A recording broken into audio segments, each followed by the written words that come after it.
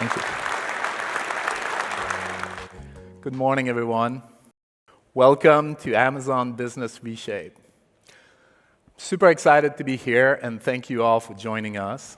I got the chance to come a little bit early to Chicago. I spent the weekend with my parents, and then what an amazing city. Got to see the architecture, and I also love this weather. So if you're from Chicago and you tell me that all your Novembers are like this, I may consider moving here. It's pretty amazing. We're, of course, all very fortunate to get to spend a few days together in such a great place. Yet, it's also important to take a moment and acknowledge the terrible acceleration of conflict, loss of lives, happening in several places around the world. And we at Amazon Business have the privilege to support many nonprofit organizations worldwide whose mission is to help those impacted by conflicts. So I thought it was important to just take a moment, acknowledge their work, often taking place in extremely challenging situations. Some of them are here today, and I just wanted to say a personal thank you for all your work. To get started today, I thought I would share some context on the origin of Amazon Business and how customer obsession, as Todd mentioned, played a key role in the creation of this business.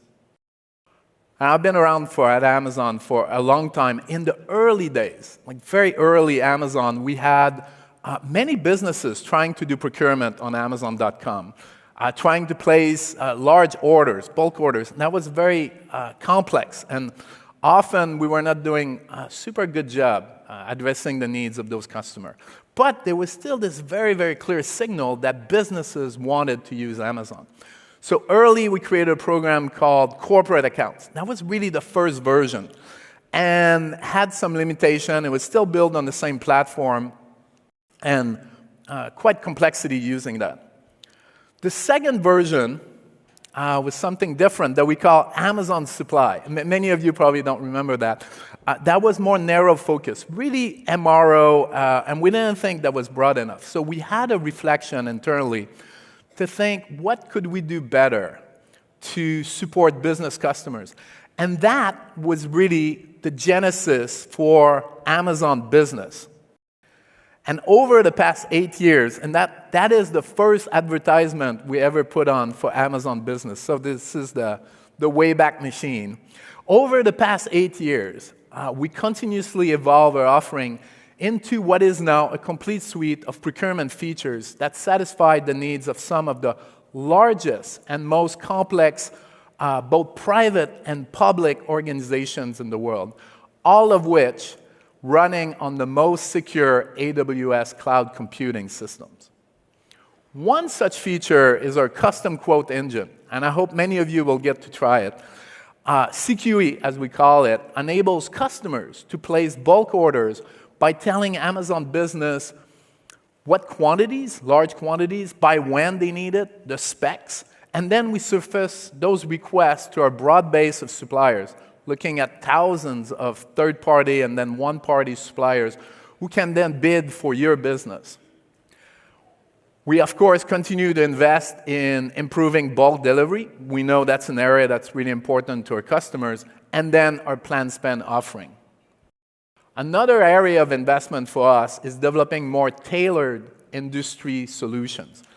And it's becoming clear that a one-size-fits-all solution is not meeting the supply chain challenges that all of you are facing that are varying by industry and also at times by stage of your digital transformation. As a result of all those efforts, this year we announced that Amazon Business will surpass $35 billion in sales globally. And then, thank you. Of course, for next year, we have a very ambitious plan. Across all of Amazon, there is so much excitement for Amazon Business and doing a better job at serving you, our business customer. As such, I get the chance to spend quite a lot of time with our CEO, Andy Jassy.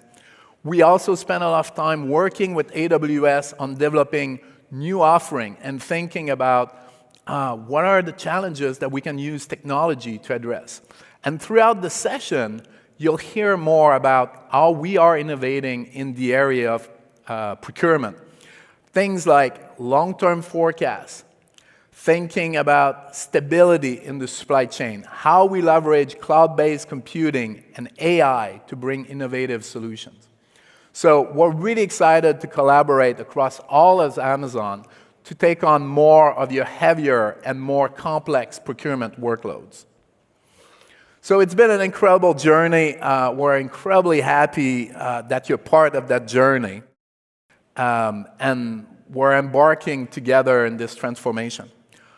As part of my role, I'll shift a little bit and talk about how I enjoy meeting with customers, and something I never got to do early in my career, because I was on the consumer side, and you're more looking at large-scale activities, and you don't get that one-on-one interaction. So when we meet, and I met with a number of you, some of you last night too, we often will discuss procurement, the evolution of Amazon business, but we're also talking about business culture, and notably Amazon culture, the leadership principle, how we use them. And I thought I would take this opportunity of being here on stage with you to share a little bit more of my thoughts on those leadership culture and also how we do things at Amazon. The first question I often get is about the six-pager. And I think many of you probably read online about how we use documents at Amazon. And it's true. We write a lot of six-pagers. All the members of my team probably had to do that. Six-pager is just a narrative. Often they're appendices. Also, very often, the first 30 minutes in a meeting will be spent reading, so the room is completely silent. But it's incredibly powerful, and albeit it's hard to learn at the beginning, very quickly you realize the power of that mechanism, which is it really helps you clarify your thinking on strategy, and also it gives you an artifact that's incredibly easy to share with people that were not at the meeting, and a record of what you have agreed on. Something else that we often discuss is thinking long-term. And because it is so core to what we do, and in many ways, it is the most powerful and differentiated thing we do at Amazon. If you operate, think about it, if you operate on a time horizon that is similar to everybody else, most likely in the 1 to 2 years, you start looking at the financials in a single fashion. You run the same ROI model. Well, the likelihood you'll engage in projects that other actors in the space are engaging on is pretty high. So suddenly you compete in the same space than everybody else. But if you're able to shift your time horizon, and now you're looking at the 5-year, the 10 years, the 15 years, like that long term, it completely changes your mental model. It changes how you spend your time. It changes how you plan. Suddenly you begin to ask very, very different questions. And you start seeing things very differently and often being able to see a little bit more around the corner. So as a result, you start working on projects that very few other people were willing to embark on. So I'll give you a very concrete example. Several years ago, well before the pandemic, we were already forecasting our supply chain and fulfillment capacity needs over a very long-term horizon. And it was clear that in the future, we would need a lot more capacity than what was available, and also that we would want to manage that capacity ourselves. So we embarked very early on into building Amazon Logistics, Amazon Air that you see, investing in our people, programs, in the fulfillment center. And that's really what allowed us to continue to serve our customers during the pandemic, and have had a profound impact helping a lot of people throughout this very challenging time. If we had been focused on projects that had a return on the 1-year, 2-year time horizon, there is no way we would have embarked on something as large as that. I would have been in a very precarious position and unable to serve our customers during the pandemic.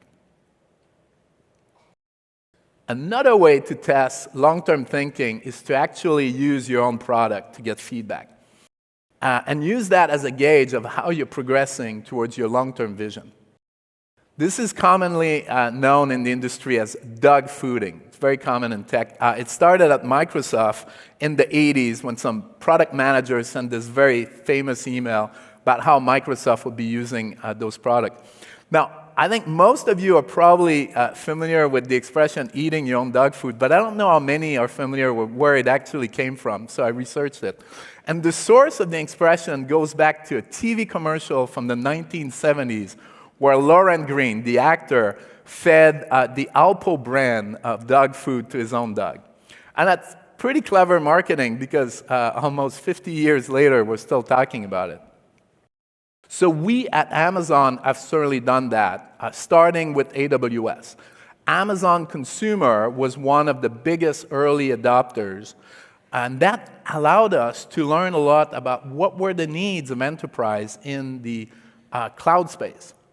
We're currently doing the same thing with Amazon Procurement. Amazon, the larger Amazon, is the largest customer of Amazon Business.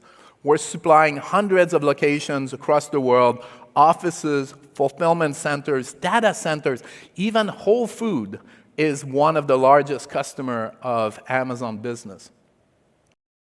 With that, we started developing inventory replenishment services, and I know many of you are asking us about what are our plans in the space of services, and you'll hear from the few folks that are leading the initiative. But we are now doing services in our locations in Seattle and just expanded to a pilot with a few key customers. Every day, also, we talk about procurement with our partners. So the other businesses that help us serve your needs, many of them are attending this week, and you'll have the chance to hear more from them. There'll be dedicated session.